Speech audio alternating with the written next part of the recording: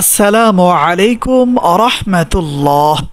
সম্মানিত দিনী ভাই ও বোনেরা, আজ আমি আপনাদেরকে শেখাতে চাই সূরাতুল ফাতিহা আর সূরাতুল কাফিরুন।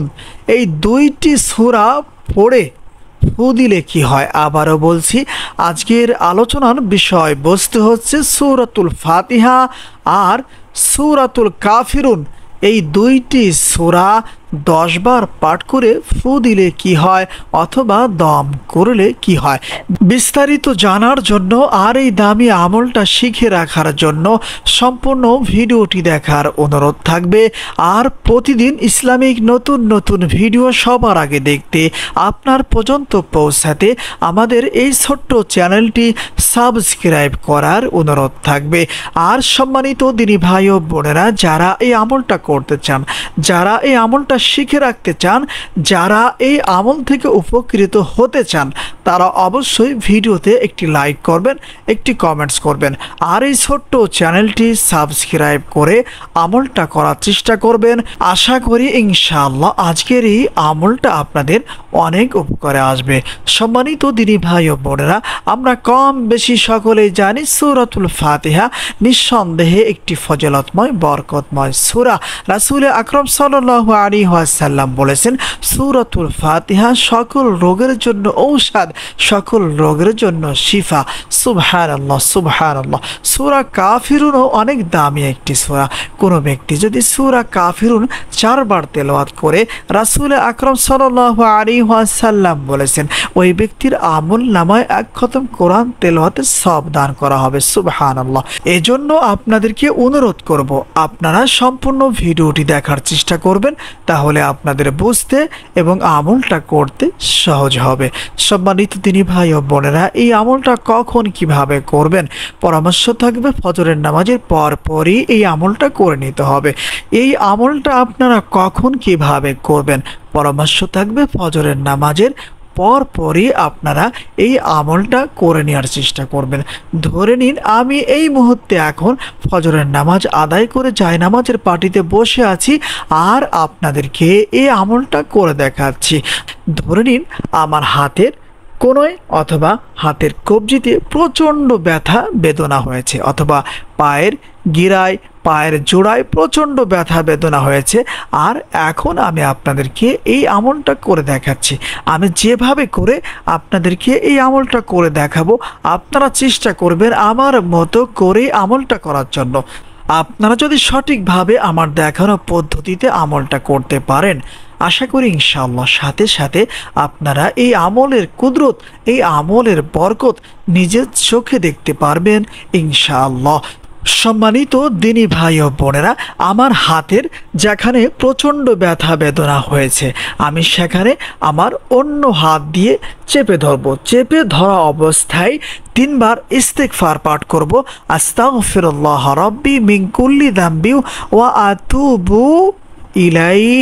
এই তওবাটি জানা থাকলে 3 বার পড়ে নেবেন, আর জানা না থাকলে কষ্ট করে এই ছোট্ট তওবাটি 3 বার পড়বেন। যেমন আস্তাগফিরুল্লাহ আস্তাগফিরুল্লাহ আস্তাগফিরুল্লাহ। এরপরে 3 বার দুরূদ শরীফ পাঠ করবেন। যে কোনো দুরূদ শরীফ 3 বার পাঠ করলে চলবে।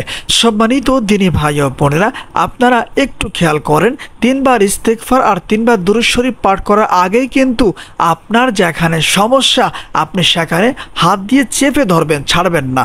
এমতো অবস্থায় 3 বার ইস্তিগফার পাঠ করবেন, 3 বার দুরূদ শরীফ পাঠ করবেন, কিন্তু কোনো ফু দেওয়া যাবে না। এরপরে আমাদের কাজ হচ্ছে বিসমিল্লাহ সহ সূরাতুল ফাতিহা এই নিয়মে পড়তে হবে। যেমন বিসমিল্লাহির রহমানির রহিম আলহামদুলিল্লাহি রাব্বিল আলামিন আর রহমানির রহিম মালিকি ইয়াউমিদ্দিন ইয়াকা না'বুদু ওয়া ইয়াকা নাস্তাঈন ইহদিনাস সিরাতাল মুস্তাকিম সিরাতাল লাযীনা আন'আমতা আলাইহিম গায়রিল মাগদুবি আলাইহিম ওয়ালাদ-দাল্লিন। এরপরে বিসমিল্লাহ সহ সূরা কাফিরুন কাফিরুন পড়তে হবে, যেমন বিসমিল্লাহির রহমানির রহিম কুল ইয়া আইয়ুহাল কাফিরুন লা আ'বুদু মা তা'বুদুন ওয়ালা আনতুম আ'বিদুনা মা আ'বুদ ওয়ালা আনা আ'বিদুম মা আ'বাদতুম ওয়ালা আনতুম আ'বিদুনা মা আ'বুদ লাকুম দীনুকুম ওয়ালিয়া দীন। সম্মানিত দিনী ভাই ও বোনেরা, আমার দেখানো পদ্ধতিতে এই দুইটি সূরা একই সঙ্গে পড়তে হবে আমি যেভাবে পড়েছি। যখন পড়া শেষ হয়ে যাবে, যেখানে ব্যথা আপনি যেখানে চাপ দিয়ে ধরে রেখেছেন সেখানে একটি ফু অথবা দম করতে হবে, যেমন। এরপরে আবার বিসমিল্লাহ সহ সূরাতুল ফাতিহা আমার দেখানো পদ্ধতিতে পড়তে হবে। আবার বিসমিল্লাহ সহ সূরা কাফিরুন পড়তে হবে। পড়া শেষ হওয়ার পরে আরও একটি ফু অথবা দম করতে হবে।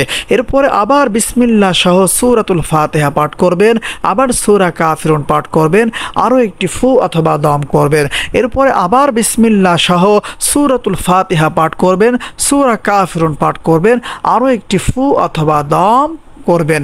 আমার দেখানো পদ্ধতিতে বিসমিল্লাহ সহ সূরাতুল ফাতিহা আর সূরা কাফিরুন দুইটি সূরা একই সঙ্গে মিলায়া 10 বার পাঠ করবেন, আর ব্যথা জায়গায় 10টি ফু অথবা দম করবেন। সম্মানিত দিনী ভাই ও বোনেরা, যখন 10টি ফু অথবা দম করা হয়ে যাবে, এরপরে 2 বার যে কোনো দুরূদ শরীফ পাঠ করতে হবে, তবে ফু দেওয়ার কোনো প্রয়োজন হবে না।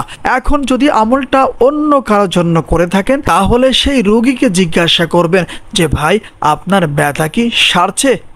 যদি সে জবাব দিয়ে থাকে যে না আমার ব্যথা এখনও সম্পূর্ণ সারেনি, যদি এমন কিছু বলে থাকে, তাহলে কষ্ট করে এই সম্পূর্ণ আমলটা আরও একবার ওই ব্যক্তির উপরে করার চেষ্টা করবেন। এরপরে আবার শেষে গিয়ে জিজ্ঞাসা করবেন যে ভাইজান আপনার ব্যথার এখন বর্তমান কী অবস্থা?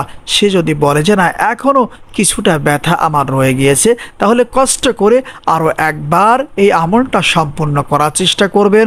আশা করি ইনশাআল্লাহ আপনারা যদি কষ্ট করে 3 বার এই আমলটা সঠিকভাবে করতে পারেন, সাথে সাথে এই আমলের কুদরত, এই আমলের বরকত আপনারা নিজের চোখে দেখতে পারবেন ইনশাআল্লাহ। সম্মানিত দিনী ভাই ও বোনেরা, এখন আপনাদেরকে বলে দেব সূরাতুল ফাতিহা আর সূরা কাফিরুন 10 বার পাঠ করে ফু দিলে কি হয়, অথবা এই আমলের বরকতে আমরা কি কি উপকার পেতে পারি। সম্মানিত দিনী ভাই ও বোনেরা, বর্তমান সময়ে যেই সমস্যাটা খুব বেশি পরিমাণে দেখা যাচ্ছে, অধিকাংশ লোকেরই গিরেই ব্যথা, হাতের কবজিতে ব্যথা। সম্মানিত দিনী ভাই ও বোনেরা, এক কথায় শরীরের যতগুলো জোড়া আছে, যতগুলো হাড্ডি আছে, যদি কখনো আপনাদের কোনো জোড়ায়, হাঁটু অথবা হাতের কোণে যে কোনো জায়গায় ব্যথা বেদনা হলে আপনারা এই আমলটার মাধ্যমে ঝাড়ফুঁক করবেন। আশা করি এই আমলের বরকতে আল্লাহ সুবহানাহু ওয়া তাআলা সাথে সাথে আপনাদের ব্যথা বেদনা দূর করে দিবেন ইনশাআল্লাহ। আসসালামু আলাইকুম ওয়া রাহমাতুল্লাহ।